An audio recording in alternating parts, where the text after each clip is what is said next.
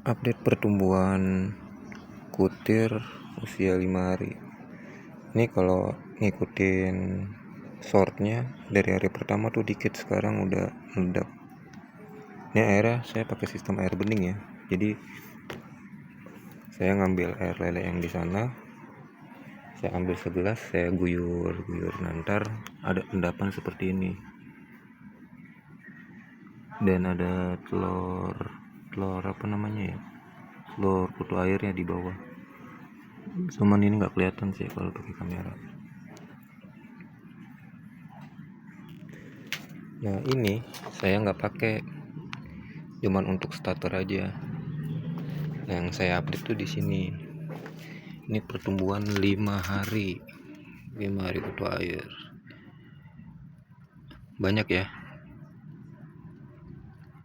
Nah, bagaimana bisa cepet dalam 5 hari tuh boom meledak?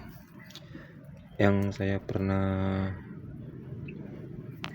terapin atau jalanin ya, ketika saya pakai kutu air ini, air lele tanpa probiotik ya, mungkin cuman pakai EM4 atau EM4 dan molase yang difermentasi terus saya taburin, itu 3 hari air lelenya berbau. Yang pernah ternak ikan lele mungkin ngalamin lah air lele itu berbau. Nah, itu yang saya alamin. Mungkin karena tebar padat. Di sini satu bak ini saya taruh 300 ekor. Nah, di situ membuat bakterinya bekerja keras. Tetap jadi amoniaknya banyak di sini. Jadi aroma baunya tuh tinggi lah. Nah, setelah saya pakai RWS, probiotik RWS, nah ini seminggu aromanya udah nggak ada ya, cuman tetap masih berbau. Nah, ciri-ciri air lele yang udah nggak bagus tuh seperti ini biasanya, ngeluarin busa. Ini udah usia seminggu. Biasanya tuh saya 3 hari sekali tuh ganti kalau tanpa air RWS ya. Nah, ini ntar rencana saya mau ganti nih airnya nih, air lele tersebut. Jadi bagaimana caranya biar kutu air itu bisa jadi banyak? Yang saya alamin itu banyak ya sebenarnya kendalanya. Itu awal-awal saya budidaya kutu air. Ini juga saya budidaya ini masih uji coba nih, kategorinya nih baru hari kelima. Tapi sebelumnya tuh saya udah riset juga gitu, dan hasilnya kutu air tetap hidup, cuman perkembangannya lama.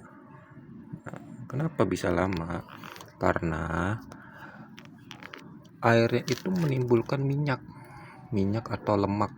Nah, sedangkan itu menandakan sebenarnya bisa dibilang ya, amoniak atau kotoran di dalam air tersebut lebih banyak ketimbang bakteri baiknya yang untuk mengurai. Jadi seperti itu. Nih airnya bening ya, jernih tuh. Kalau deketin ini airnya jernih. Kutu airnya juga jadinya hidupnya sehat lah. Nah, sedangkan di sini saya juga lagi eksperimen nih, bener-bener air lele. Air lelenya beda nih. Ini yang udah saya endapkan selama 2 hari. Yang ini beda lah. Ini air lele yang masih ada lelenya. Dari segi warnanya udah beda. Ini biasanya air lele kayak gini, kalau misalnya nggak berminyak, ini sebenarnya berminyak ya, cuman nggak terlalu lah. Baru saya taruh di sini. Itu pun saya harus air lele di sini pun saya harus endapin dulu ya. Saya endapin sehari, ntar saya tampung di situ. Yang udah saya tampung di sini, satu bak ini yang saya pakai paling setengahnya. Di bawahnya nggak saya pakai, ampas kotorannya. Gitu. Di sini saya lagi uji coba yang isinya cuman full molase. Hidup nggak sih kutu airnya? Sebenarnya hidup ya. Sebenarnya ada kutu airnya tuh, hidup dia. Ini yang full molase ini udah 2 hari. Nah, ini yang pakai air lele aja tuh, ada hewan-hewan emplok. Kalau ini molase Ini udah 2 hari. Nah, kalau ini airnya kategorinya ini udah seminggu. Jadi airnya sebelum saya starter udah saya endapin dulu. Ini kategorinya udah seminggu lah. Dan airnya ini aromanya nggak ada. Cuman kalau dideketin itu ada aromanya. Aromanya itu kayak air got lah, air comberan lah, seperti itu. Cuman kalau deket ya, itu pun baunya kurang apa ya, kurang nyengat lah, masih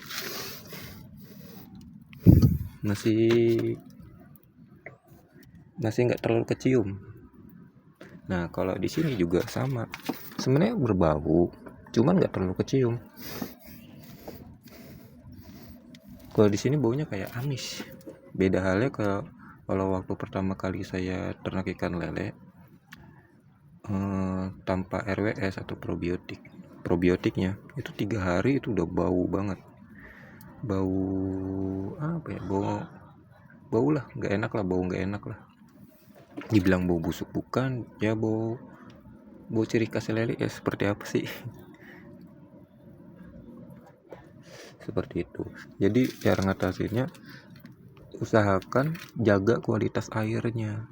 Kalau misalnya airnya dia menggenang lendir atau lemak di atasnya, itu bisa mengakibatkan, bukannya dia nggak hidup, dia hidup, cuman mengakibatkan lama pertumbuhannya gitu, sedikit lama-lama mati, karena dia juga makhluk hidup butuh bernapas. Ini kalau diperhatiin nih banyak kutu air amoniak atau kutu air yang putih-putih nih, dia lagi gendong telur sebenarnya nih. Putih-putih ini lagi gendong telur, dan yang kecil-kecilnya ini dia udah bagus sebenarnya, cuman saya menjaga kualitas air. Mungkin nanti besok setelah saya ganti air ini terus saya endapkan, besok saya pakai airnya. Cara pemakaiannya seperti apa? Cara pemakaiannya anggaplah 1 bak, kan saya ntar nyaring 2 bak. Nah, ntar saya pakai setengahnya lagi saya buang karena kotorannya, setengah lagi saya buang. Ya, kalau disatuin mungkin jadi 1 bak. 1 bak ini saya taruh di sini, ditambahin air, tetap harus tambah air bening. Nah, sedangkan yang di sini, ini yang di atas ini, kenapa airnya bening? Karena emang bener air bening yang saya kasih makan setiap hari ya. Kalau ini nggak tiap hari, itu ditebar aja. Nah, kalau yang di atas itu setiap hari saya kasih 1 gelas aqua, serok aja langsung dari sini ditebarin ke situ, seperti itu. Jadi kutu air ya di situ berkembang biak cepat, di sini pun cepat selama tidak ada minyak di atasnya, yang bikin memperlama masa pertumbuhan ininya. Kualitas airnya pun nggak terjaga, dia entah berbau. Jangankan kutu air ya, air lele misalnya air lele itu sudah berbau, kita diamkan saja, itu lelenya pasti mati. Itu udah pasti ya. Apalagi saya tuh nggak ada namanya saluran pembuangan. Kalau saya sistemnya sekali kuras ya kuras bersih gitu, saya kasih air baru, kasih RWS. Jangan saya kasih makan dulu, sore baru saya kasih makan. Misalnya saya kuras pagi, jangan saya kasih makan, sore saya kasih makan air lelenya. Kalau kita habis kuras kita kasih makan peletnya, itu ada yang makan lelenya, ada yang enggak, jadi kebanyakan sisa peletnya. Nah, peletnya itu, sedangkan bakteri yang baru kita tebar itu kurang lah prosesnya, membuat airnya itu cepat kotor dan rusak lah. Nah, kalau saya lihat sebenarnya lelenya sehat, nggak ada yang ngegantung, cuman menurut saya airnya udah berbusa gitu. Ini berarti tandanya harus saya ganti air lelenya. Ini kalau kodenya lele, kalau saya mau kasih makan saya ketok ini tuh, dia pada ngumpul, menandakan air sebenarnya lelenya itu pun sehat sebenarnya tuh, pada ngumpul. Dia tahu saya kasih kode, saya ketok ini pada ke atas semua. Tapi karena saya mau ganti air, saya nggak kasih makan dulu. Nah, rencana ntar saya mau sistemnya ini pakai air bening juga sama. Saya cuman kucurin ya, saya mau lihat nih perbedaan antara air bening dengan air lele yang dicampur air ya, seperti itu. Nah, karena saya di sini juga ada nih namanya jentik nyamuk tuh dari ini ya, dari telurnya saya dapat dari sini. Cuman karena emang saya tinggalnya di kota, susah ya, bukan di kebun, jarang sekali saya perhatiin tuh nemuin telur nyamuk tuh susah. Jadi aman lah dari jentik nyamuk gitu. Nah, seperti ini contohnya. Kutu air tersebut saya kasih makan buat burayak. Kasih makan buat burayak di sini. Gitu. Ini nggak bisa buat semuanya sih, karena untuk satu empang ukuran 2x4 aja hanya setiap hari dapetin 1 gelas. Jadi mungkin kemungkinan besar saya harus sediain 3 atau 4 bak untuk kultur kutu air tersebut untuk makan semua ikan saya. Cuman itu jangkanya masih panjang, saya juga masih tahap apa ya, belajar lah. Cuman untuk anakan ikan ini masih bisa. Nah, kalau untuk di sini untuk apa namanya, ikan yang udah usia 2 bulan ini makannya apa? Makannya pelet PF 500, kalau enggak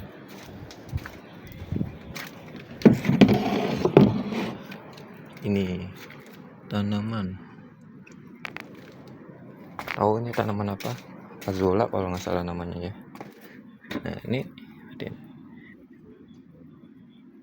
dimakan habis ini.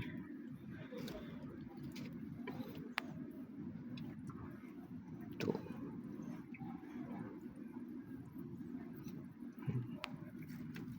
Ini kita liatin aja sambil kita ngobrol ya. Ntar habis dengan sendirinya. Saya kasih makannya sekarang tuh sistemnya seperti itu ya, karena sebelumnya itu saya emang 2 bulan sebelumnya kan saya udah berhenti beli kutu air.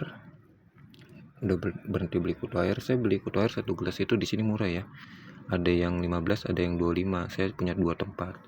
Yang 15 itu saya beli 1 gelas itu untuk semua ikan saya. Sehari 15.000, sebulan 30 hari berarti 450.000. Nah, setiap bulan saya harus ngeluarin 450.000. Akhirnya saya inovasi gimana caranya biar saya itu hemat. Nah, saya dari 450.000 itu setiap bulan saya buang untuk beli lele. Ini beli lele murah, beli lele 300 ekoran ini kalau nggak salah 40 ribuan, nggak sampai 50.000. Nah, saya beli 300 ekor plus bonusnya 20 ekor lebih. Ini juga sama. Di awal lebar mungkin banyak yang mati, ada lah, tapi nggak lebih dari 10, tapi ada. Tapi ini tetap kondisinya 300 ekor. Ntar saya buat videonya waktu saya lagi kuras air, lihat ikannya itu nggak ada yang mati sama sekali.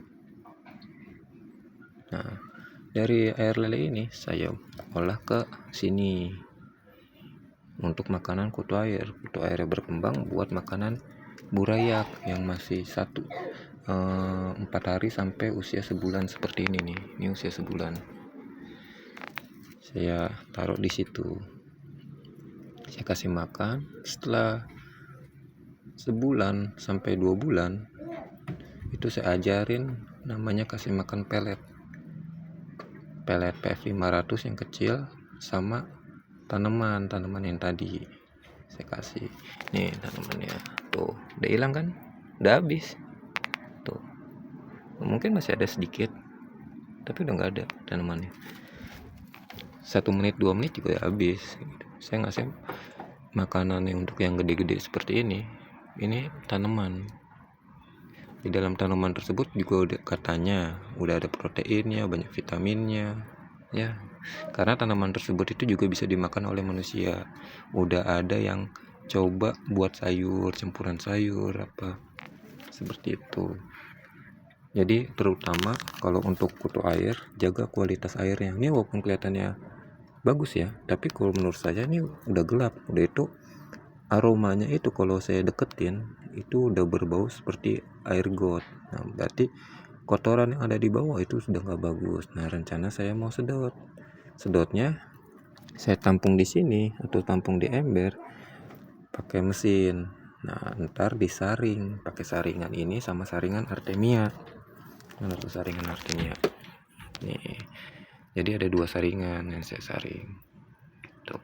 Sesudah itu kalau ada yang kejebak ya saya masukin lagi atau masukin ke sini seperti itu. Ntar rencana sih mau buat kutu air baru di sini starter, cuman sistemnya air bening sama seperti di atas. Kalau di sono di 1 gelas, mungkin di sini 3 atau 2 gelas saya kasih. Ntar kita lihat perkembangan kedepannya seperti apa. Yang di sini full, nggak full sih ya, 1:1 lah kategorinya.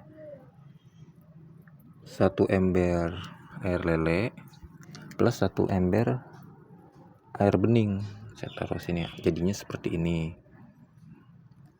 Tujuannya air bening itu untuk biar dia itu nggak terlalu bau seperti ini lah ya. Ntar nggak ngeluarin minyak atau berbau lah, karena seperti ini beda.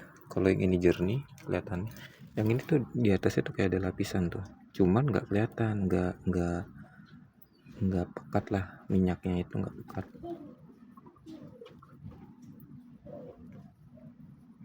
Minyaknya nggak pekat lah, tetap masih kayak air, cuman kayak keruh di atasnya gitu. Seperti itu ya. Nah, biasanya air yang sudah saya endapkan ini kan udah diendapkan nih 2 hari nih. Sebenarnya ini emang saya lagi lihat perkembangan kutir tanpa air. Ini benar-benar pure tanpa air. Kalau ini pakai molase sebenarnya tetap hidup kok, tetap hidup. Airnya tuh di sini kita perhatiin tuh, kutu airnya di sini tetap hidup.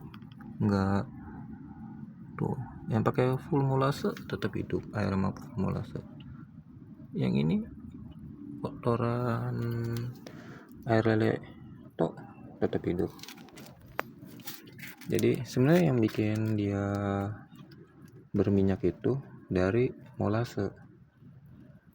Nah, saya pakai molase, cuman kalau molasenya dicampur E4 itu ngeluarin lendir di atasnya, ada bakterinya, dia akan ngeluarin lendir.